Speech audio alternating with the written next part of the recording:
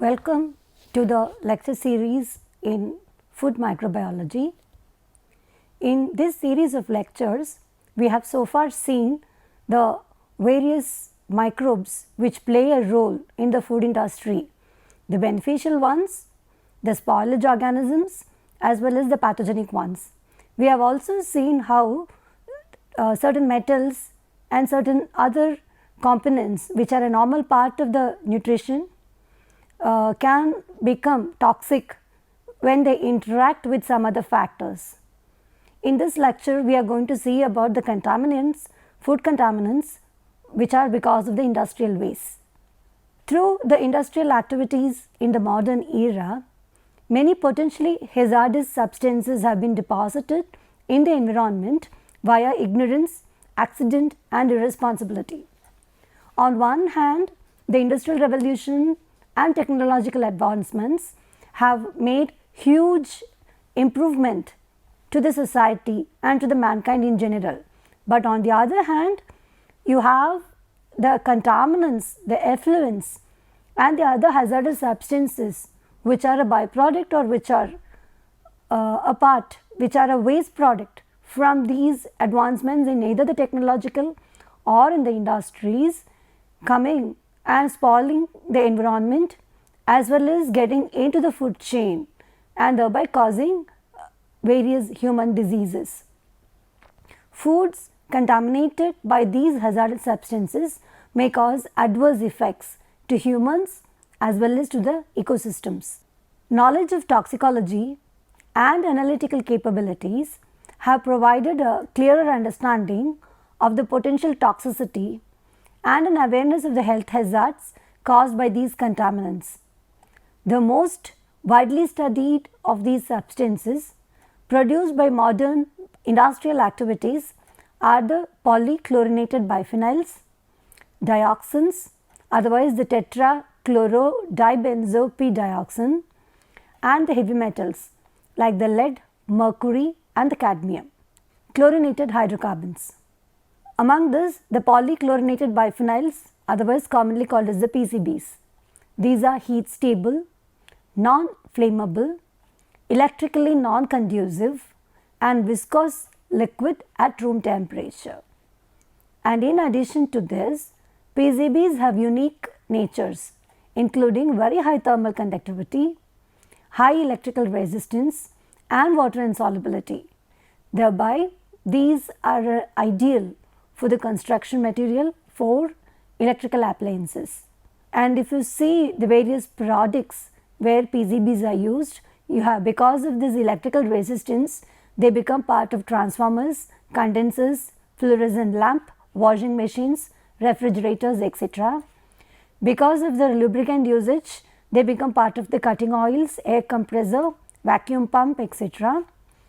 Adhesive activity, because of their adhesive nature, they become part of the electrical cables, electrical instruments, synthetic rubber, glue, etc. And in the paint industry, they become the heat resistant paint, the vinyl chloride paint, the printing ink, etc. And in the other industrial usages are for the manufacture of carbon paper, copy paper, paper coating, color TVs, pesticides, waterproof materials, etc. In the 1960s, when the scientific community became concerned about the levels of chlorinated hydrocarbon pesticides like DDT in food, PCBs being close chemical relatives of DDT began to show up as an unidentified contaminant in analytical samples. So, the rampant usage of pesticides in the early 1960s actually proved to be hazardous to human beings because of the remnants of these pesticides which became part of the food chain. And the doctors as well as the scientific community started warning people about the indiscriminate usage of DDT and such pesticides. Along with this, the close chemical relative of DDT, PCBs, they also started showing up as a contaminant in the analytical samples. And once these PCBs entered the food chain, the first evidence was found from the fish as well as the bird's eggs. If you see the effect of DDT on human beings, the widely spread effect, 1 is nausea, 2 is headache, fatigue, dizziness, abdominal pain, confusion, a combination of all this depending upon the general health condition of the human being. And if you see how it gets magnified as it goes up the food chain, if you look for the DDT presence in water, we have what you call in 0.000 ppm in water, and this is consumed by the zooplanktons. Then in the zooplanktons the ratio becomes like 0.04 ppm. The zooplanktons then in turn are consumed by small fish. There this increased to 0.5 ppm, and from the small fish we are looking, the small fish are consumed by the carnivorous larger fishes. There from 0.5 here this becomes magnified to 2 ppm, and then these fish are consumed by birds. This 2 ppm in the large fish becomes biomagnified into 25 ppm, and when humans consume this, there it becomes even more intensified, more magnified. So this is how the biomagnification increases. So starting from 0.00003 ppm in water, this has now been magnified 10 million times as it goes up the food chain. So as a result, adverse effects would also be magnified that many times. Similarly, the organochlorines. These organochlorines are transported from the agricultural and urban sources through soil erosion, through runoffs and precipitation. So when these becomes precipitated, they become consumed in the suspended solid. Now these organochlorines now become accumulated in the stream bed, in the sediments and the tissues of the aquatic invertebrates and fish. So when this is consumed by birds, there also this becomes biomagnified. So as this goes up the food chain, you will have 10 million times or tenfold times magnification when it comes to human beings. The absorption and the excretion characteristics of PCBs are expected to be the same as those of stable fat soluble substances. See, fats which are a part of the human diet, they get stored in the adipose tissue, and any fat soluble nutrient or any fat soluble component is also absorbed, and that is also becomes part of the storage. So these PCBs which are toxic, they also become a part of your body's metabolism, and they get consumed as though the stable fat soluble substance. Thus dietary PCBs are extensively absorbed from the gastrointestinal tract with greater than 90% absorption, common for most of these substances. These absorbed PCBs are stored primarily in the adipose tissue with intermediate concentrations in the skin, the adrenal glands, the aorta, and the lowest concentration in the blood. So as these PCBs become part of your adipose tissue, they become stored there. So the highest deposit would be found in the adipose tissue with varying intermediate concentrations in the skin, in the adrenal glands, with the lessened or the least quantity present in the blood. And concentrations decrease over time more rapidly from the blood and more slowly from the adipose tissue. See, blood is circulatory, and as it is, the concentration of PCB in the blood is much less. So if you are not consuming that food product, PCB contaminated food product, for a long time, over a period of time the amount or the concentration will reduce in the blood. But what has been stored as a part in the adipose tissue, it will take a longer time for reducing in concentration. The acute and the chronic effects of these PCBs have been studied extensively in several animal species, including rabbits, mice, pigs, sheep and monkeys. Chicks fed with PCBs at levels of 50 ppm in the diet exhibit symptoms of depressed weight gain, edema, gasping for breath, hyperpac. The acute and the chronic effects of PCBs have been studied extensively in several animal species, including rabbits, mice, pigs, sheep and monkeys. Chicks fed with PCBs at levels of 50 ppm in the diet exhibit symptoms of depressed weight gain, edema, gasping for breath, hyperparacardia, fluid, internal hemorrhaging, etc. So, in an experimental mode, when PCB was fed into chicks at levels of 50 parts per million in the diet, even that in the chicks showed depressed weight gain, edema, gasping for breath, etc. So, now when humans consume such exposed chick, as you are aware, this will become biomagnified. So, as the concentration increases, the negative effects of PCBs would also be all the more concentrated in the human beings. PCBs may be involved in carcinogenesis in at least two ways. First, since many carcinogens require metabolic activation mediated by the cytochrome P450 enzyme system, PCBs may increase or decrease the carcinogenic potency of these compounds depending upon the role of the specific metabolic processes in their conversion to active and inactive forms. See, when you get exposed to carcinogens, for them to become metabolically active in the human system, you require a trigger. And most of this trigger, as we call, comes from the cytochrome P50 mediated enzyme systems, that huge metabolic pathway or array of enzymes which are involved in the cytochrome P450 pathways. So, the conversion from the active to inactive or inactive to active of any carcinogen depends upon this enzyme system. So, when your PCB also interacts with the P450, it can also either activate or inactivate relevant enzymes. This activation or inactivation in turn can switch on the pathway for a normal cell to become a cancer cell. The second, the results of experiment with rats indicate that PCB themselves are carcinogenic. So, on one hand, they will activate enzymes or inactivate enzymes and trigger the carcinogenic pathway. On the other hand, they themselves can act as carcinogens, thereby triggering carcinogenesis. And for this, there is evidence where the PCB exposure to rats made them act as carcinogenesis. Polychlorinated dibenzo-p-dioxins. The most notorious of dioxins is the tetrachloro-dibenzo-p-dioxin, otherwise called as TCDD.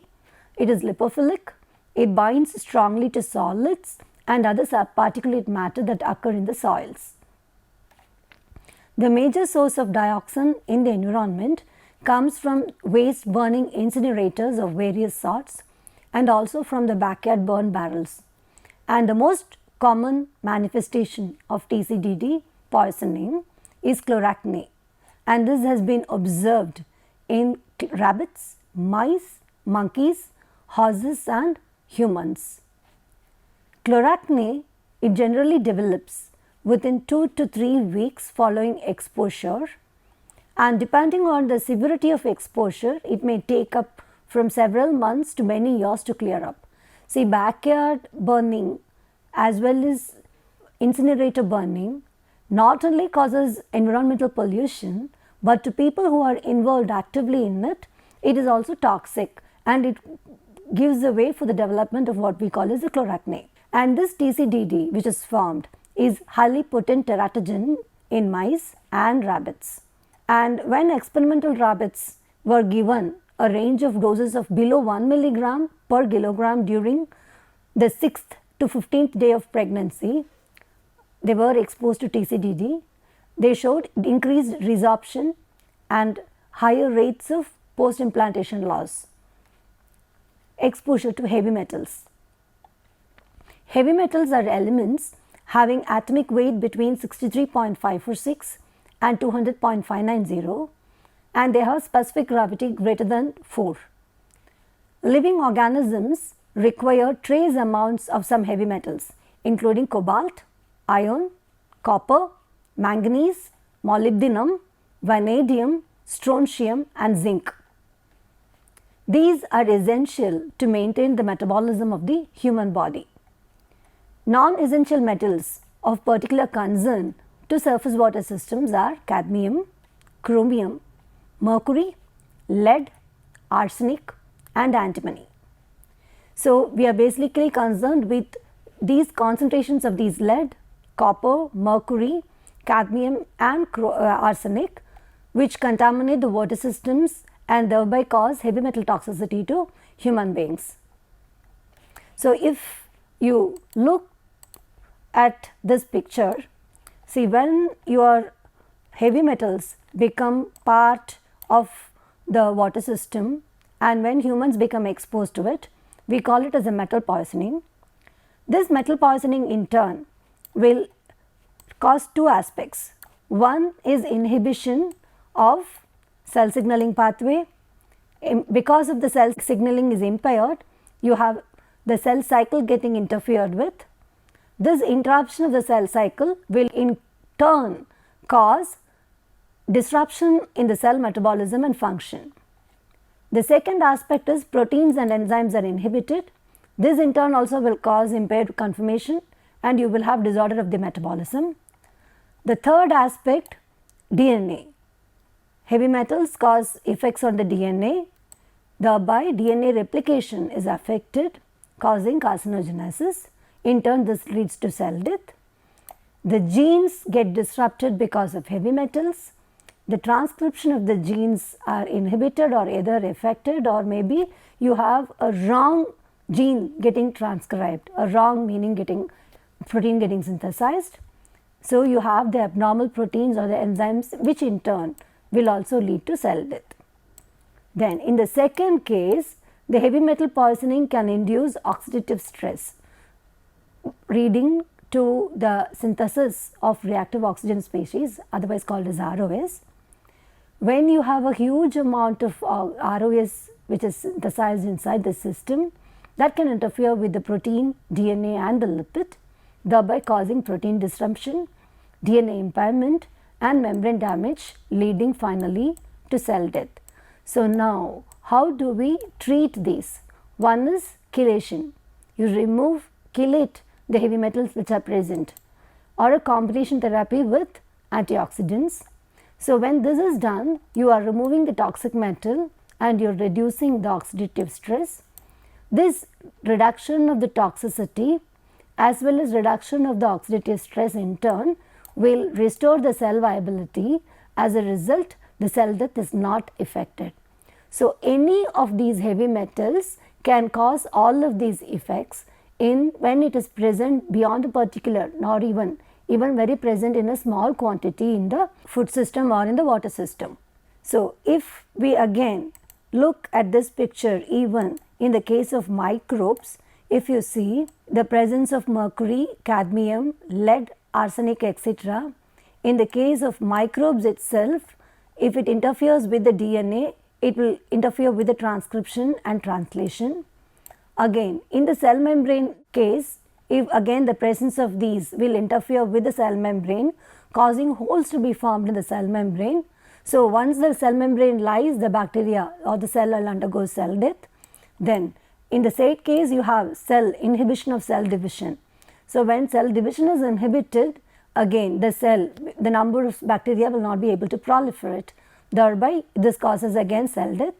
Then, inhibition of the enzyme activity will disrupt the basic metabolism of the cell concerned. This also in turn will affect the life of the cell. So, heavy metals in any case, whether it is for a microbe or for a human system, it interferes with the basic metabolism, finally leading to cell death.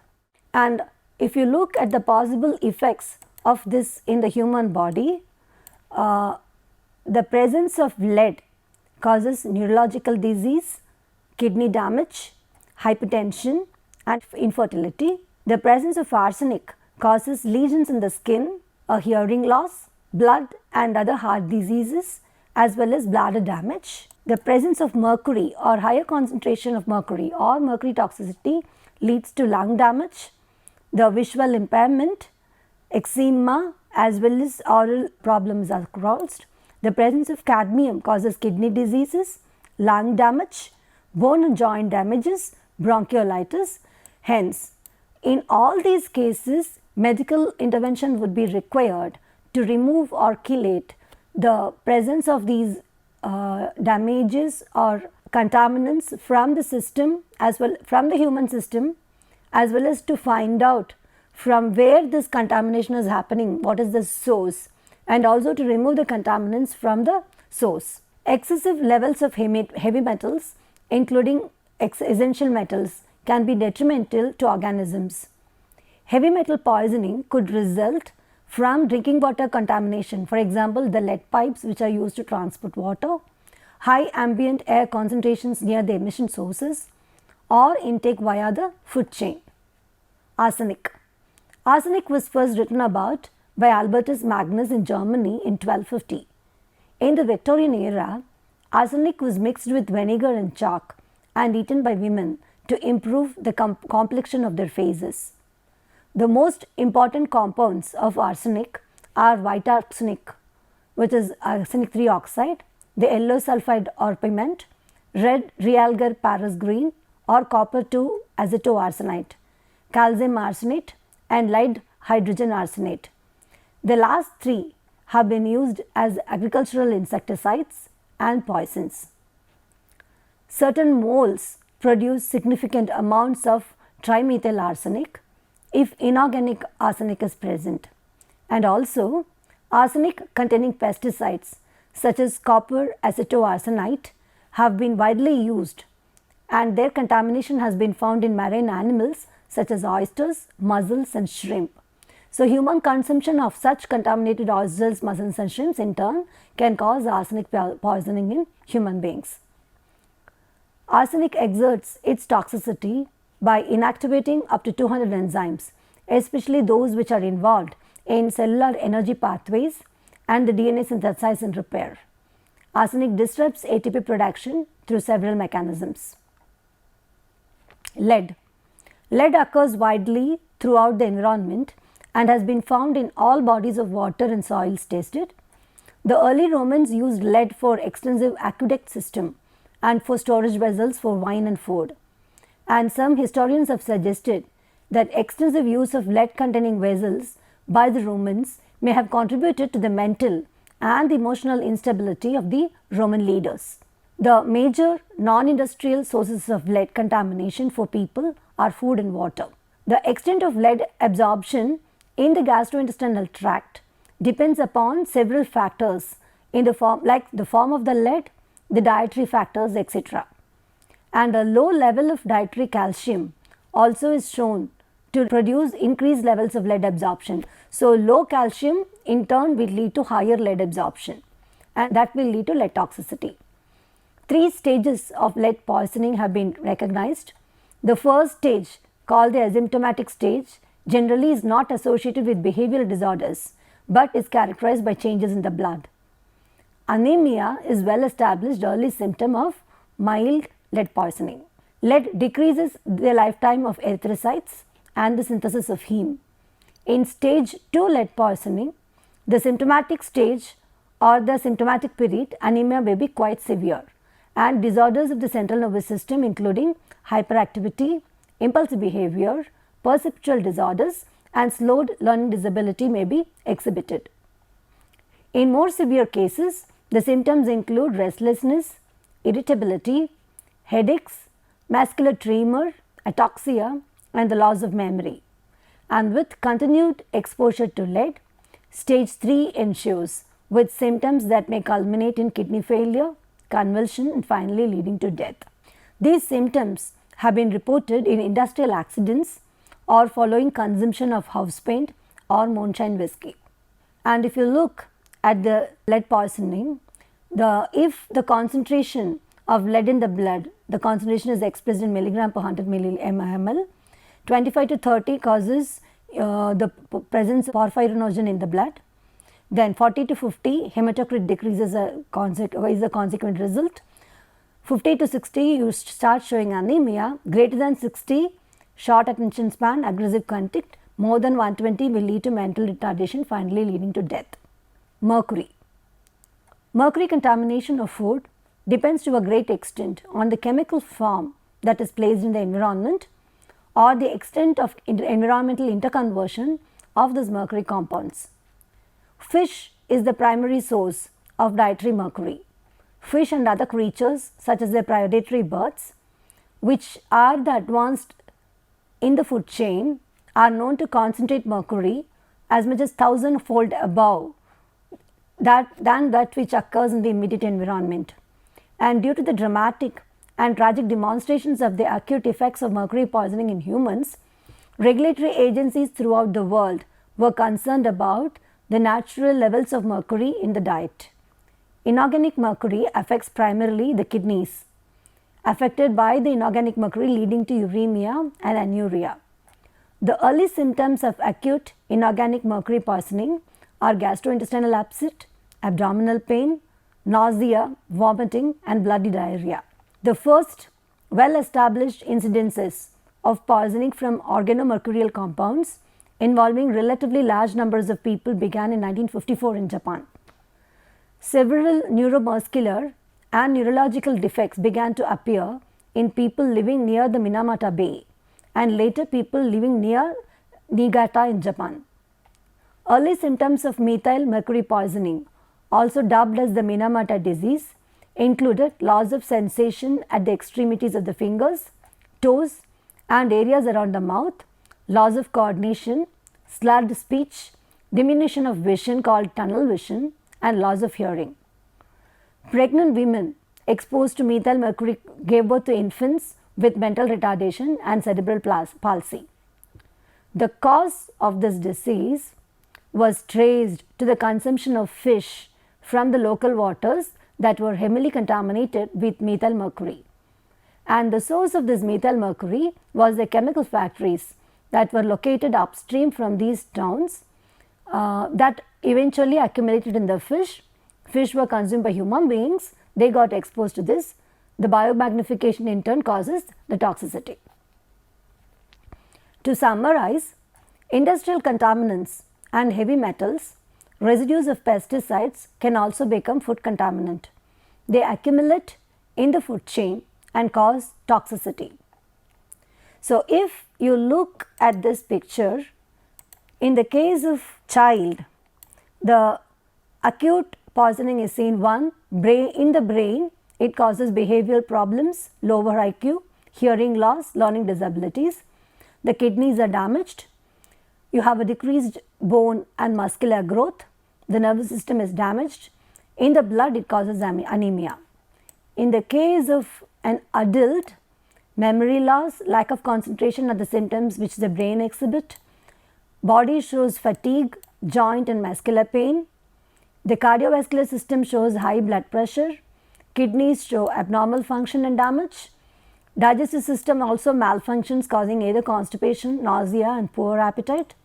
The nervous system is damaged with numbness and extremities having pain. Reproductive system is also impaired with decreased sex drive and sperm count in men, and in the women you have spontaneous miscarriage. In this series of lectures on food microbiology, so far we have discussed what are the possible microorganisms which occur in the food, the beneficial ones and how they are used by the industry, which are the ones which cause spoilage, what are the precautions we can take to reduce the microbial spoilage of food, and then how to identify the pathogens, the diagnostic methods as well as how to treat the foodborne illnesses. We also have seen how the various food processing technologies can be modified to remove the microbial contamination in the food. We saw the regulatory issues which are involved, which each food processing industry has to follow to safeguard their product from microbial contamination at every stage. We saw the regulatory HACCPs, what are the various laws which govern the formation of a food industry. We dealt with the various methods which are used for microbial enumeration and detection. We have also seen how even the required macro and the micro elements, when they become concentrated, they can become toxic, especially when the consumption exceeds beyond a particular level. Hence, food, a necessity for life, can thus be instrumental for good health. The proverb that you are what you eat thus becomes so meaningful. So, if your basic food is contaminated, even if you are eating healthy, because of the contamination which is present in the food, it can lead to illness. So, the questions at the end of this session would be: 1. How do we safeguard the generation from the advancements of the technology and the industry, from the effluents which come? What are the regulatory issues which are involved in the particular process? What treatment mode would we take to prevent these contaminants from getting biomagnified as they go up in the food chain, thereby causing toxicity? Thank you.